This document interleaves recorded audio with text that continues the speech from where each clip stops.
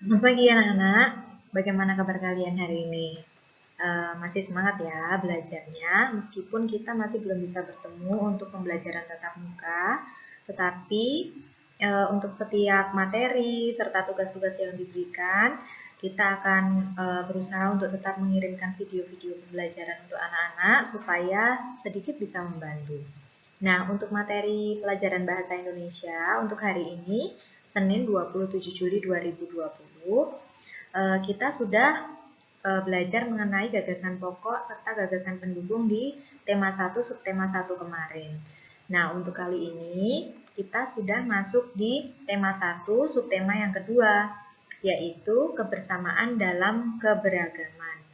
Dan untuk materinya, kita masih berbicara mengenai gagasan pokok serta gagasan pendukung. Selanjutnya,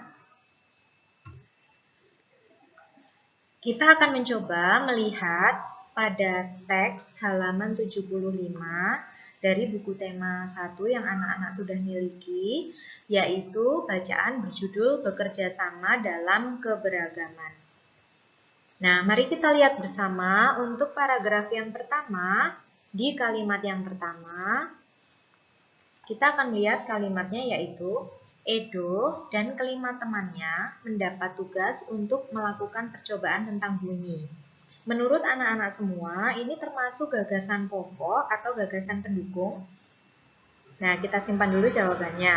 Kemudian kita lihat lagi untuk untuk kalimat yang berikutnya. Masih di paragraf pertama ya, yaitu dari kalimat kedua sampai kalimat yang terakhir. Sepulang sekolah, mereka berkumpul di rumahnya. Setiap orang sudah menyiapkan peralatan yang dibutuhkan.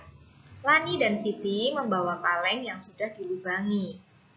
Udin dan Beni membawa benang kasur. Mereka berkumpul di halaman depan rumah. Keenam sekawan siap bekerja sama melakukan percobaan. Nah, dari paragraf pertama ini kita akan bersama-sama menganalisa dan mencari tahu atau mengidentifikasi mana gagasan pokok serta gagasan pendukungnya. Nah, ternyata untuk kalimat pertama ini adalah gagasan pokok paragraf yang pertama. Mengapa demikian?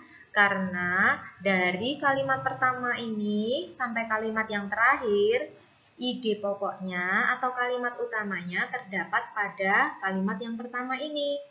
Di kalimat yang pertama ini menjelaskan secara keseluruhan tentang apa yang dibicarakan atau apa yang dibahas pada paragraf yang pertama.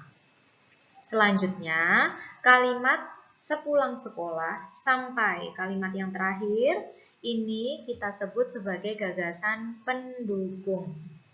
Nah, sampai sini anak-anak kira-kira sudah mengerti atau belum? Untuk lebih memahami mengenai gagasan pokok serta gagasan pendukung di dalam paragraf di bacaan bekerja sama dalam keberagaman, kita akan mencoba bersama-sama menganalisa untuk paragraf kedua dan paragraf yang ketiga.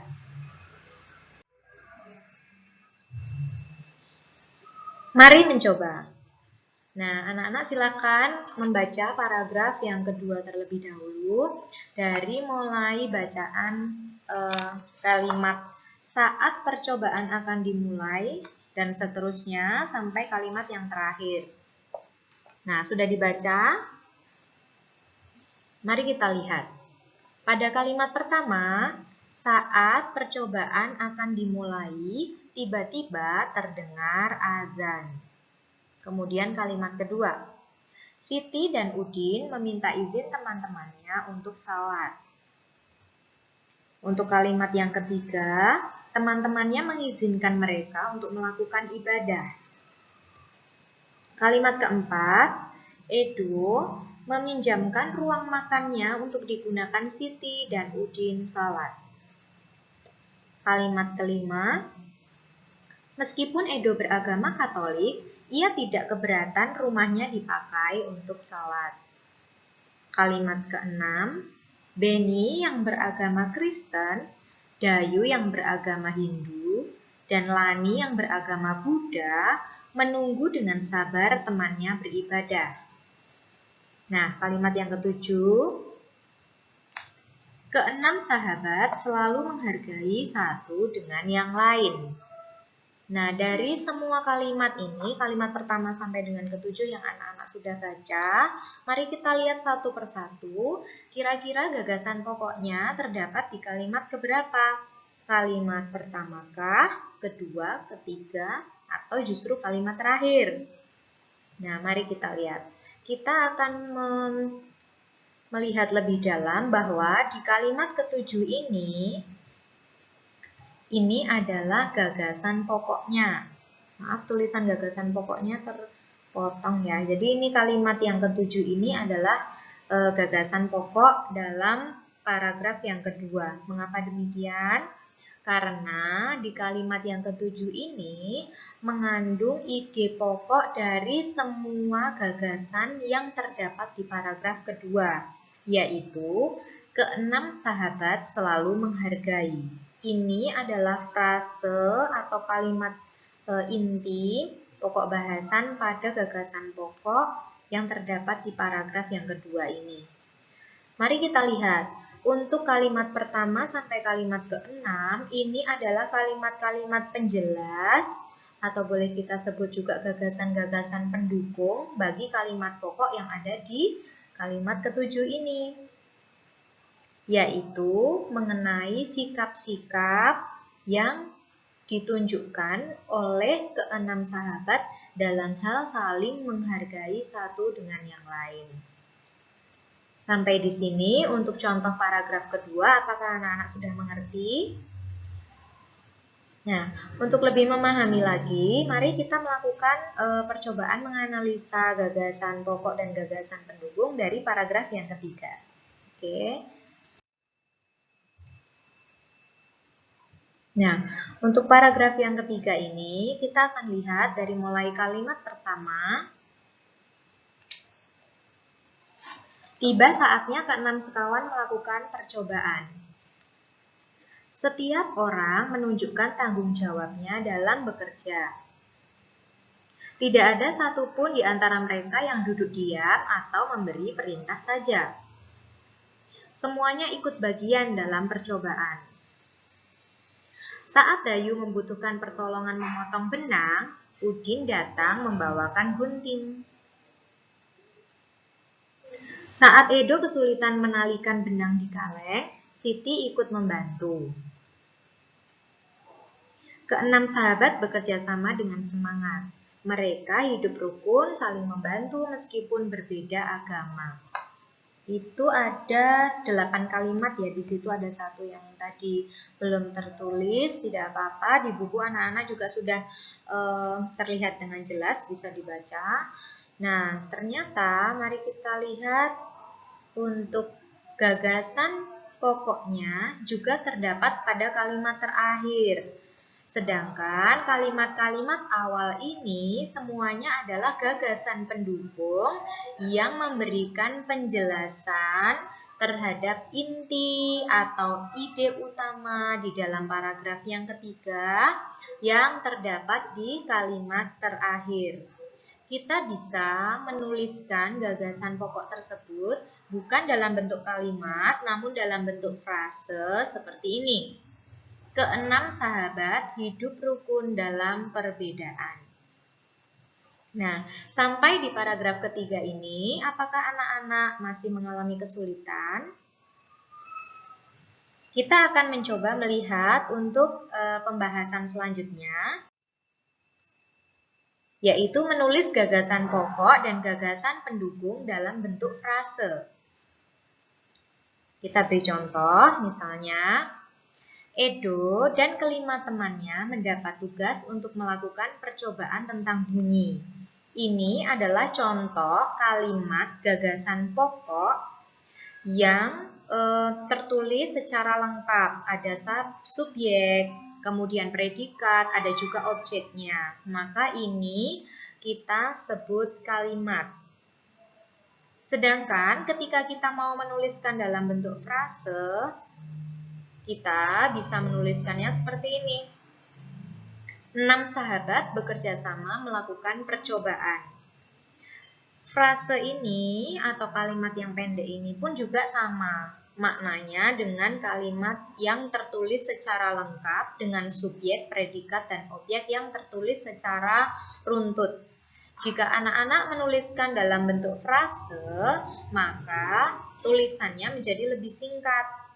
Tetap ada subjek, predikat, dan objeknya, akan tetapi penulisannya lebih ringkas.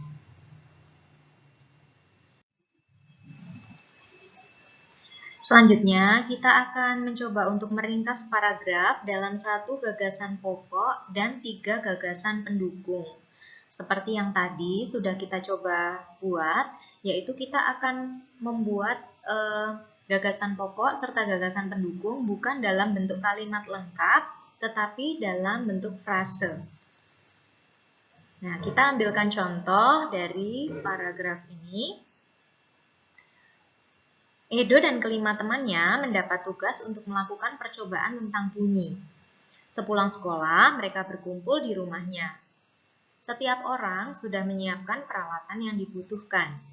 Lani dan Siti membawa kaleng yang sudah dilubangi. Udin dan Beni membawa benang kasur. Mereka berkumpul di halaman depan rumah. Keenam sekawan siap bekerja sama melakukan percobaan. Dari paragraf ini, kita akan coba menentukan gagasan pokok serta gagasan pendukungnya. Untuk gagasan pokok dari paragraf ini adalah keenam sahabat bekerja sama melakukan percobaan. Anak-anak, kalian bisa lihat bahwa kalimat yang Miss Ira tuliskan di sini tidak sama persis seperti yang tertera di dalam paragraf. Lihat, ini terambil dari kalimat yang pertama, tetapi kita menuliskannya lebih singkat dan lebih ringkas. Kemudian untuk gagasan pendukungnya, kita akan mengambil 3 gagasan pendukung dari 1, 2, 3, 4, 5, 6 kalimat yang ada di paragraf ini. Nah, mari kita lihat.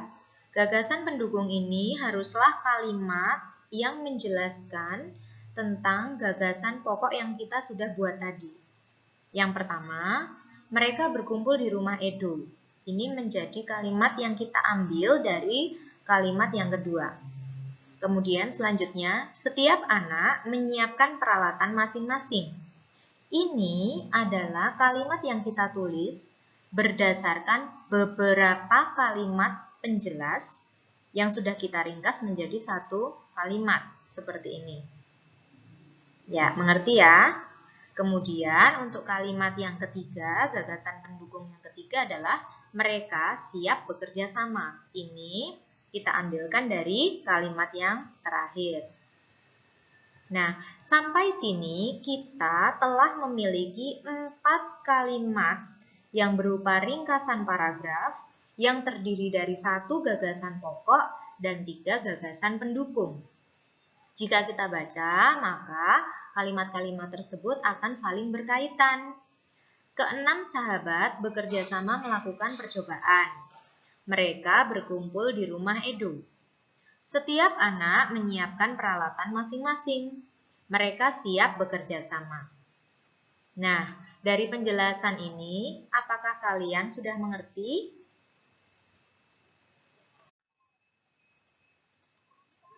Selanjutnya, ini adalah tugas untuk anak-anak yang harus dikerjakan di rumah, yaitu tulislah 1 gagasan pokok dan 3 gagasan pendukung dalam setiap paragraf dari bacaan halaman 110. Judul bacaan dari halaman 110 adalah Perbedaan Bukanlah Penghalang. Di bacaan tersebut terdapat 3 paragraf. Silahkan anak-anak mencoba meringkas bacaan tersebut dalam bentuk menuliskan gagasan pokok dan gagasan pendukung dengan melihat contoh dari halaman 111. Jadi, setiap gagasan pokok dalam 1 paragraf diikuti oleh 3 gagasan pendukung. Anak-anak silahkan membuat gagasan pokok dan gagasan pendukung tersebut dalam bentuk kalimat ringkas atau frase dan bukan dalam kalimat lengkap atau kalimat yang sama persis seperti bacaan. Tadi kita sudah berlatih tentang hal itu ya. Nah, silahkan tugas kalian ditulis di buku Bahasa Indonesia 2. Jangan lupa tulis juga nomor KD, tanggal pengerjaan, yaitu tanggal tugas hari ini, dan mintalah tanda tangan orang tua.